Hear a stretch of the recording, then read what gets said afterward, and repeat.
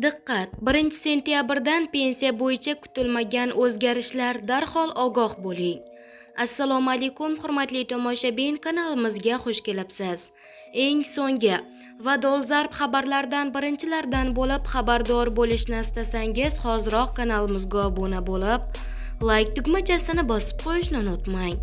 Like bosgan insonni Xudoyim doim qo'llasin. Diqqat qiling, qarorga ko'ra 2026-yil 1-sentyabrdan boshlab yangi toifadagi fuqarolarga ham har oylik parvarishlash nafaqasi tayinlanadi. Kimlar nafaqa oladi?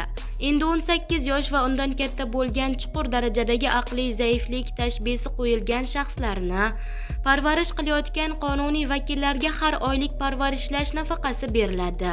Ushbu nafaqa 18 yoshgacha bo'lgan nogironligi bor bolalarni parvarishlayotgan qonuniy vakillarga to'lanadigan nafaqa miqdoriga teng qilib belgilanadi.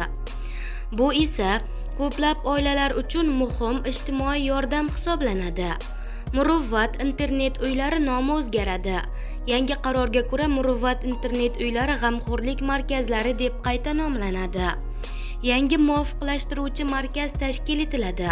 Shuningdek, vakolatli agentlik huzurida nogironligi bor shaxslarga ijtimoiy xizmatlarni muvofiqlashtirish markazi tashkil etiladi.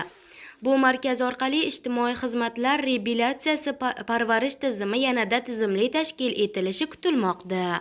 2026-yil 1-maydan kimlar g'amxo'rlik markazlariga qabul qilinadi? Quyidagi toifadagi shaxslar qabul qilinadi.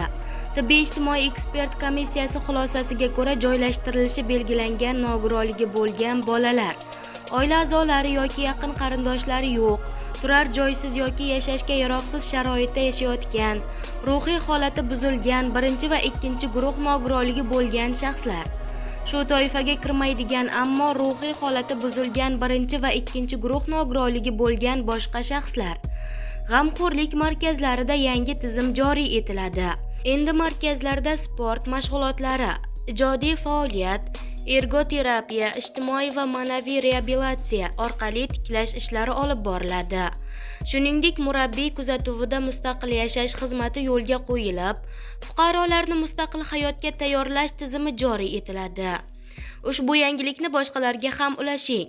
Ha aytgancha, videorolik ostiga bir donadan like bosib, kanalimizga obuna bo'lib qo'yishni ham unutmang. Xayr, salomat bo'ling.